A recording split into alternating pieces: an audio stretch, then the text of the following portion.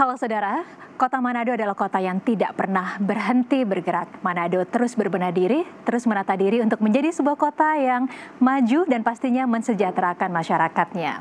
Dari pembangunan infrastruktur yang diupayakan selalu merata, dan juga pembenahan jalan, saluran air, hingga digitalisasi layanan publik yang bisa dinikmati oleh seluruh masyarakat Manado.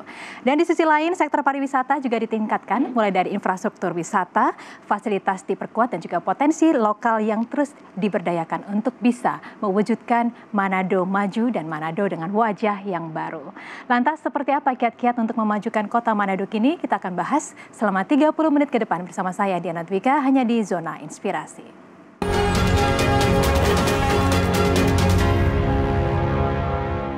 Baik, untuk membahasnya saat ini di studio Kompas TV sudah hadir Wali Kota Manado, Bapak Andreu Angau. Bapak, terima kasih banyak sudah hadir di Kompas TV, baru landing ya Pak ya di Jakarta, langsung hadir di sini. Kita pastinya ingin menantikan nih, ini visi misi Bapak untuk bisa kembali memajukan Kota Manado seperti apa nih Pak? Kalau kita mengetahui Bapak ingin sekali ya terus meningkatkan infrastruktur dasarnya begitu untuk pembangunan yang berkelanjutan. Seperti apa Pak kiatnya? Jadi prinsipnya pemerintah itu ada untuk apa kan? Kan pemerintah itu ada untuk mensejahterakan masyarakatnya. Sejahtera itu apa?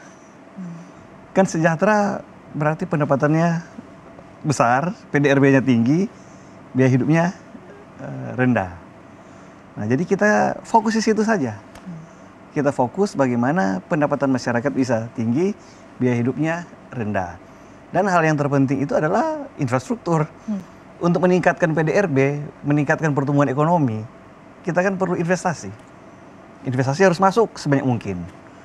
Kita perlu ekspor namanya. Tapi ekspor dalam hal ini pariwisata termasuk. Di mana kita mau uang yang berada di dunia ini sebanyak mungkin masuk ke daerah kita. Dalam hal ini Kota Manado. Lalu konsumsi harus jalan. Nah, itu pertumbuhan ekonomi akan tinggi, PDRB akan tinggi. Nah, untuk investasi, contoh. Kita perlu infrastruktur. Tidak ada yang akan investasi contoh pariwisata. Tidak ada orang yang akan investasi pariwisata, bikin hotel dan sebagainya kalau di Manado itu jalannya rusak. Benar. Setiap hujan banjir dan lain-lain gitu. Lalu kayak pariwisata yang akan mendatangkan uang ke kita. Orang tidak akan datang berwisata di Kota Manado kalau kotanya jelek. Nah, jadi kita perlu membuat infrastruktur yang baik. Dan sekaligus waktu kita bikin infrastruktur yang baik, biaya hidup masyarakat pasti akan lebih murah. Kita perbaiki drainase saluran sehingga menghindari banjir. Kalau banjir kan biaya. Kan sofanya tenggelam, sepatunya hanyut dan sebagainya harus beli lagi. Tapi kalau kita bisa meminimalisir itu, biayanya juga akan berkurang. Nah, jadi kita yang konkret-konkret aja yang bisa diukur.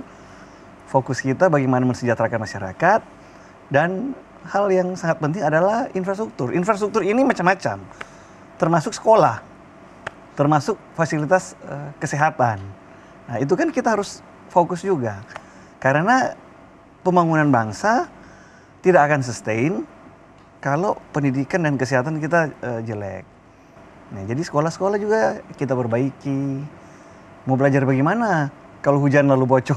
Benar-benar. Jadi infrastruktur ini menjadi salah satu kunci utama ya Pak ya dalam periode kedua Bapak begitu ya memimpin di Manado ini. Ya, dari periode pertama sampai sekarang. Artinya memang ini menjadi layanan dasar yang harus terus dijalankan di setiap periode pemerintahan siapapun. Iya, dan saya berharap tidak di kotak-kotak ya. Iya. Karena ini approach kita kan approach holistik. Approach menyeluruh. Jadi contoh pariwisata, ya related to infrastructure. Iya, benar. Pendidikan, related to infrastructure. Kesehatan, related to infrastructure. Iya. Dan yang pasti ya Pak, di tengah sebuah upaya untuk memajukan sebuah daerah, biasanya salah satu problematika ini adalah cuaca Pak, kendalanya Pak. Dan kalau kita mengetahui, biasanya kan kendala yang sering terjadi di sana itu adalah banjir ya Pak ya. Nah, revitalisasi saluran air, drainase yang saat ini terus dilakukan itu seperti apa untuk mengatasi hal ini ya Pak ya? Kalau cuaca kan itu dari Tuhan, atas. Ya sekarang ada namanya rekayasa cuaca, tapi ya itu mainly dari atas. Benar. Kita harus memitigasi aja. Kan dalam hal banjir yang untuk Kota Manado ya, yang perlu dilakukan pengerukan semua drainase, anak sungai-sungai dan sampah. Sampah, oke. Itu masalah utama yang membuat banjir untuk Kota Manado ya. Iya. Karena Kota Manado itu secara topografi sebenarnya seharusnya tidak banjir. Karena secara topografi dia Agak langsung tinggi. turun sampai ke laut Iya. gitu. Tidak landai, tidak di. Jadi secara topografi harusnya masalah banjir harusnya minimal lah di Kota Manado. Yang masalah, jadi yang harus kita benahi mengeruk sedimen-sedimen baik di saluran, di anak sungai maupun di sungai, dan mengelola mengenai sampah yang masyarakat biasanya membuang sampah secara tidak pada tempatnya yang membuat dia masuk ke saluran, anak sungai dan sungai yang membuat clogging dan terjadi banjir. Ya, artinya memang dibutuhkan kesadaran dari masyarakat juga ya Pak ya, kalau pemerintahnya sudah proaktif seperti itu untuk mitigasi bencana banjir, salah satunya masyarakat juga harus aktif untuk membuang sampah pada tempatnya begitu ya. Oh iya, harus sama-sama. Harus sama-sama, Pemerintah benar sekali. dan masyarakat harus sama-sama. Pak, bagaimana upaya untuk bisa menjadikan Manado ini sebagai smart city Pak? Kita harus tahu setiap warga yang ada di kita. Supaya kan kita bisa memberikan treatment yang tepat. Oke. Contoh masalah-masalah sosial, kita harus tahu siapa yang membutuhkan. Jangan tidak tepat sasaran, kan hal seperti itu. Jadi untuk kita pendataan lah. Smart city kita ke arah pendataan, digitalisasi. Kalau infrastruktur, Kota Manado sudah cukup. Maksudnya untuk infrastruktur layanan digital sudah cukup. Manado ini second gateway dari Indonesia. Jadi koneksi kita keluar itu, Manado ini second gateway. First gateway-nya Batam. Oke. Pernah kan seluruh Indonesia internetnya down semua karena masalah di Batam. Nah sekarang Manado jadi second gateway. Jadi kemungkinan untuk down seperti yang lalu itu karena ada second gateway Manado, kemungkinannya terminimalisir. Jadi secara kapasitas untuk infrastruktur digital Manado sudah cukup lah. Nah jadi dari pemerintah kita pakai kan yang kita perlu, yang kita perlu untuk menganalisa, untuk membuat keputusan yang tepat. Benar. Bukan untuk show off kan? Benar. Bukan untuk show off kasih lihat dan sebagainya. Iya. Kita perlu contoh CCTV. CCTV banyak-banyak, tidak ada yang analisa, mubazir. Nah kita perlu CCTV yang tepat guna, yang kita pengennya apa. Nah, dengan sekarang ada AI, ya kita mencoba mensinkronkan. Jadi bagaimana kita CCTV kita mau coba mendapati orang yang buang sampah sembarangan di tempat-tempat yang kita tahu itu langganan lah, yang kita sudah larang tetap dibuang. Nah, tapi itu kita harus pakai CCTV, kita harus pakai AI supaya tidak perlu kita pelototin terus. Yeah. Bisa dari CCTV itu dengan AI bisa memberikan alert ke kita kalau ada kejadian yang seperti kita mau. Nah dengan begitu mungkin kita bisa pakai face recognition, kita nggak terlalu susah mencari pelaku-pelaku itu, termasuk tindak kriminal ya. Pak Wali, kalau kita berbicara tentang Manado itu nggak afdol kalau kita nggak ngomongin wisatanya nih Pak ya. Iya. Boleh ya kita akan bahas tentang wisata di Kota Manado boleh. Dan pemirsa jangan kemana-mana karena kami akan kembali sesaat lagi, tetaplah bersama kami.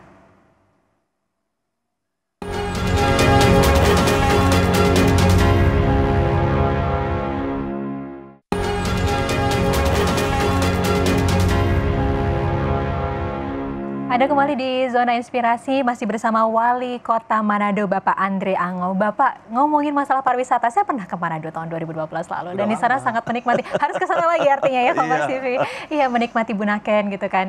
Indah sekali gitu Pak ya, pemandangan dasar lautnya. Selain Bunaken apa aja sih Pak sekarang yang menjadi wisata unggulan di sana Pak? Yang paling unik emang Bunaken. Oke. Yang mungkin masih tak terkalahkan yang kayaknya. mungkin kemungkinan Diana tidak banyaklah tempat di dunia ini yang akan dapat seperti itu. Yang paling unik Bunaken. Lalu kan kita kotanya indah. Kita membuat destinasi-destinasi, tapi ya yang menciptakan crowd lah gitu, mengandalkan view, wisata alamnya, dan ya tentu masyarakatnya lah ya. Kan wisata itu experience, Iya. mengexperience suasana, bukan hanya foto di objek wisatanya. Benar. Dengan era AI sekarang, era teknologi sekarang, kalau cuma foto bisa diedit. Iya, benar-benar Pak. Tapi bagaimana kita experience? Jadi kulinernya, kita berinteraksi dengan masyarakatnya. Dan untuk Kota Manado, saya sih cuman mendengar ya. Saya kan memang lahir besar di Kota Manado. Tapi dari teman-teman yang dari luar, mereka cukup mengapresiasi masyarakat Kota Manado yang ramah dan welcome. Kulinernya enak-enak Pak. Kulinernya juga. Nah lalu Kota Manado itu kan dikelilingi oleh daerah sekitar. Minahasa, Tomohon, Minahasa Utara. Dan di mereka itu banyak juga tempat destinasi wisata. Dan kita ini satu kesatuan. Oke. Orang yang datang ke Manado, kemungkinan besar mereka ke daerah ke Minahasa Utara, Minahasa, Tomohon. Orang yang ke daerah Minahasa, Tomohon, Minahasa Utara, mereka pasti ke Sekalian Manado. ke Manado. Oke. Jadi ini kita satu kesatuan. Iya, kalau di Manado sendiri memang sangat terkenal dengan pesona bahari dan juga wisata religinya ya Pak ya. Ini satu hal lagi Pak, yang ini rencananya katanya akan ada pasar wisata Bunaken ya. Bisa dikasih gambaran ini seperti apa? Pasar wisata Bunaken di sana Pak? Pasar wisata Bunaken itu udah ada. Oke. Nah itu program dari Kementerian Perdagangan. Jadi sebelum COVID, Manado itu menerima sekitar 200.000 turis. 200.000 turis per tahun ya. Bali sekitar 5-6 juta lah. Nah. Tapi Manado 200.000 itu turis China per tahun. Dan secara growth itu cukup tinggi karena dari sebelumnya cuma sekitar 15.000. Oke. Dari 15.000 dalam waktu sekitar 2 tahun, 3 tahun dia naik sampai 200.000. Nah, jadi dari Kementerian Perdagangan mempunyai konsep pasar wisata. Jadi itu konsepnya di mana turisnya datang ke situ, dia bisa berbelanja souvenir, barang-barang UMKM yang dari warga Manado dan sekitarnya, dan dia bisa spend di situ. Nah itu konsep besarnya dari konsep besarnya. Sekarang memang belum maksimal jalannya karena turis yang balik belum seperti saat sebelum pandemi. COVID. Nah jadi kita harus kerja keras ini mendatangkan turis, tapi sudah mulai penerbangan dari China udah ada beberapa, ada yang komersil, ada yang charter. Kita mulai Oktober ini akan ada penerbangan charter dari Korea yang membawa turis juga. Nah, dengan semakin banyak itu, kita akan bawa mereka di pasar wisata itu, dan di situ ada UMKM kita yang akan jualan. Kita harus membuat wisatawan itu spend dengan bukan dipaksa, tapi kita menyodorkan servis yang baik, kita menyodorkan produk macam-macam supaya dia spend. Kalau dia datang lalu nggak ada produk yang unik, yang baik yang kita tawarkan, ya dia nggak spend, kita rugi. Nah jadi itulah konsep pasar wisata, bagaimana wisatawan datang, dia bisa berbelanja produk UMKM dari masyarakat Manado dan sekitarnya di situ. Lantas seperti apa bentuk pendampingan untuk bisa menggait potensi-potensi lokal UMKM di sana, supaya akhirnya bukan hanya wisatanya nih Pak yang bertaraf internasional atau dunia, tapi juga UMKM-nya di sana tadi Pak? Kita memberikan pelatihan, kita bikin IKM Center, yang kita menyediakan kalau mereka mau beli sendiri-sendiri mesin-mesin itu mungkin tidak ekonomis ya, tapi jadi kita sediakan dan mereka bisa datang untuk difasilitasi ya Pak ya? Ada di IKM Center kita. Oke, jadi ada pelatihan, bahkan bukan hanya pelatihannya saja, alat-alatnya juga bahkan disediakan gitu ya Pak, sehingga UKM-UKM itu bisa naik kelas begitu ya, bisa bertaraf internasional seperti itu. Packaging mereka baik, kualitas dari produk mereka baik, supaya menarik untuk dibeli kan. Iya, artinya memang ketika kita kan mencoba untuk menarik kembali ya Pak ya, wisatawan yang sebelum pandemi dulu banyak membanjiri Manado begitu ya. Artinya memang tadi seperti yang Bapak sampaikan, infrastruktur wisata sudah diperbaiki. Fasilitas-fasilitas juga pastinya harus ditingkatkan ya Pak ya di sana, fasilitas wisata. Seperti apa Pak yang menjadi target Bapak sejauh ini? Apa ada tantangan tertentu nggak Pak untuk sektor pariwisatanya? Ya, tantangan-tantangan pasti ada lah ya. Ya, kita perlu konektivitas. Tapi udah mulai datang kan, yang dari China, ini mau dari Korea. Tapi yang kita mau usahakan itu harus sustain. Benar. Nah, jadi bagaimana kita memadukan itu supaya waktu konektivitas itu ada, dia secepatnya bisa untung. Karena jalur itu akan tutup kalau dia tidak untung. Nah, jadi kita sama-sama kita support dengan pelaku-pelaku usahanya. Kita mau pastikan bahwa nanti dia berlanjut. Jadi contoh yang rute-rute penerbangan yang dari China saat ini, kita mau usahakan dia jangan sampai tutup gitu. Termasuk yang Korea nanti akan buka, kita akan usahakan dia supaya jangan sampai tutup gitu. Kita bantu promosi, dan tentu kita bantu jaga Kota Manado. Supaya kan begitu tamu-tamu yang sudah datang pulang, dia merekomendasikan teman-temannya, dan dia sendiri mungkin datang lagi gitu. Jangan sampai dia datang, dia pulang bawa berita buruk, wah jelek untuk kita. Tidak akan berkelanjutan kita itu. Iya, artinya memang SDM yang ada di Manado juga pastinya harus terus di-train ya Pak ya, untuk bisa memberikan kita harus train suasana yang SDM, nyaman begitu ya. Untuk tapi memang secara saya mendapat masukan-masukan, secara base masyarakat Kota Manado itu supporting lah untuk pariwisata, karena masyarakatnya ramah gitu. Tapi ya kita harus tetap melatih mereka. Iya, artinya pemirsa Kompas TV ini juga harus tahu kalau berwisata nggak cuma di Bali, tapi harus coba juga di Manado. Ya, harus ke Manado dong. Memang penerbangannya hampir 3 jam lah ya. Iya, tapi worth it lah harusnya. Baik, kita masih akan lanjut ke, saya sudah membuktikan di sana keindahan alamnya. Kita akan bahas tentang Manado lagi di segmen selanjutnya, dan saudara jangan kemana-mana, kami akan segera kembali di Zona Inspirasi sesaat lagi. Tetaplah bersama kami.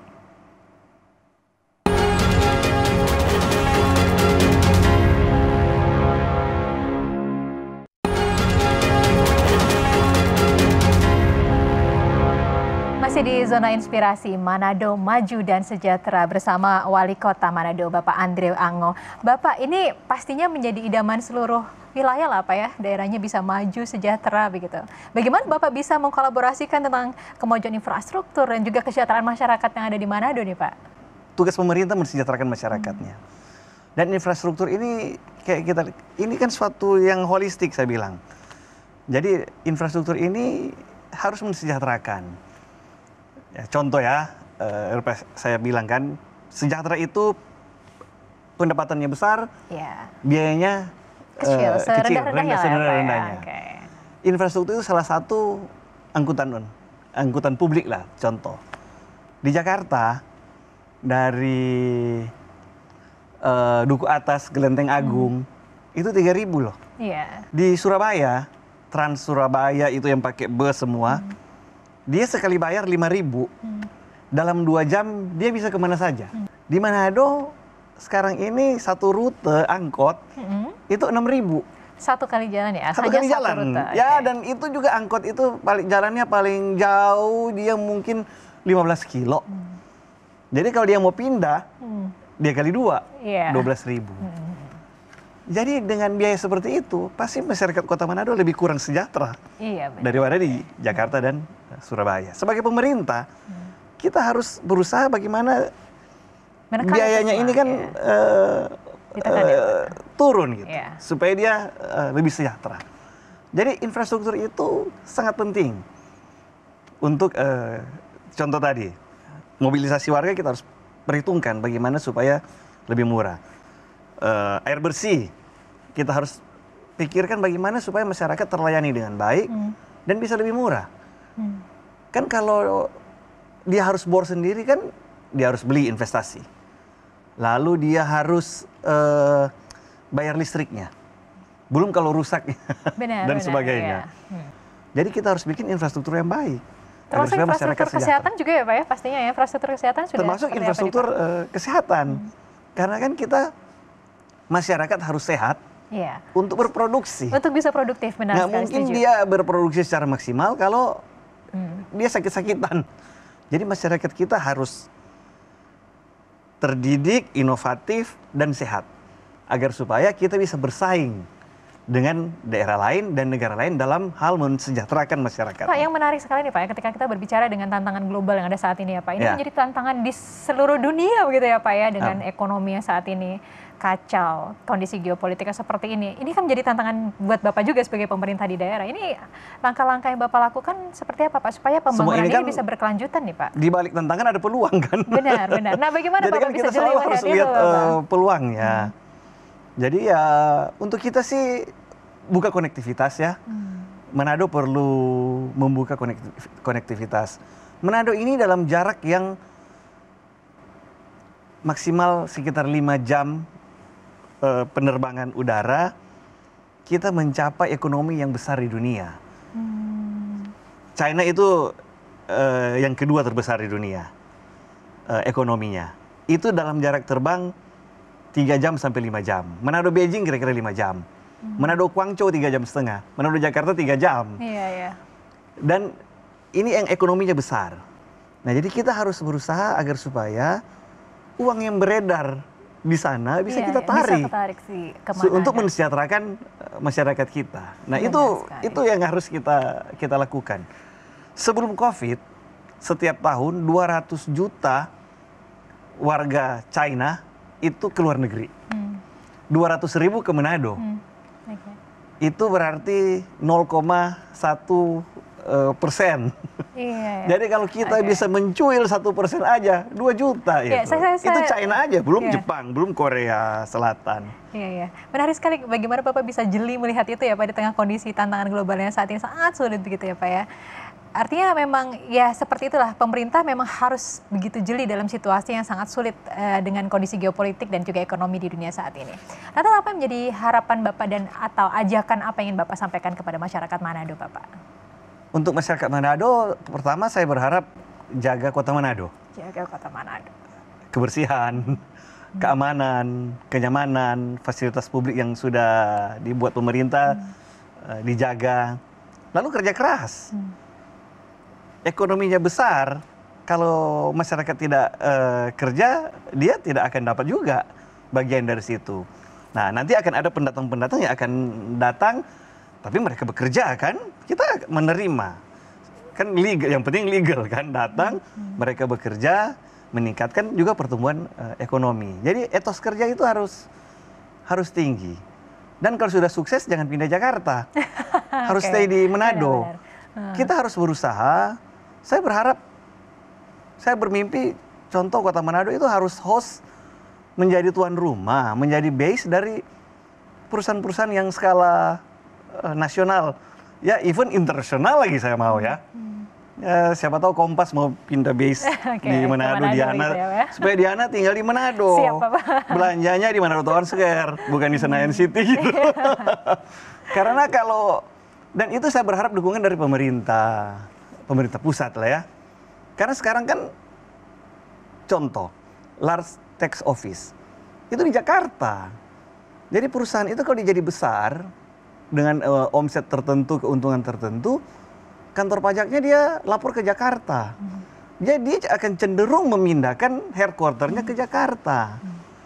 Jadi harusnya saya berharap pemerintah memberikan insentif perusahaan-perusahaan yang sekarang ngumpul di Jakarta itu bisa diberikan mungkin tax insentif supaya headquarternya menyebar di seluruh Indonesia. Ya saya berharap kebanyakan ke Manado lah ya. Iya, gitu. benar. Supaya direkturnya tinggal di Manado. Direkturnya belanja di Manado. Kalau sekarang kan kepala cabangnya yang belanja di Manado. Lalu sama karyawannya yang mungkin gaji UMP yang belanja di Manado. Direksinya belanja di Jakarta. Nah, saya berharap itu etos kerja yang tinggi, dan kalau sudah sukses tetap stay di Manado. Makanya saya harus membuat kota Manado indah, nyaman, supaya masyarakat stay di Manado.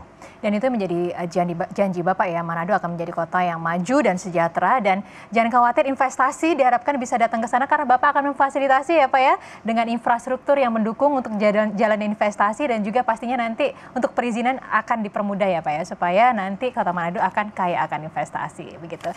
Bapak Wali Kota Manado, Bapak Andre Ango, terima kasih banyak sudah berbagi di Zona Inspirasi. Sukses dan sehat selalu ya Bapak. Terima kasih, sama-sama Diana.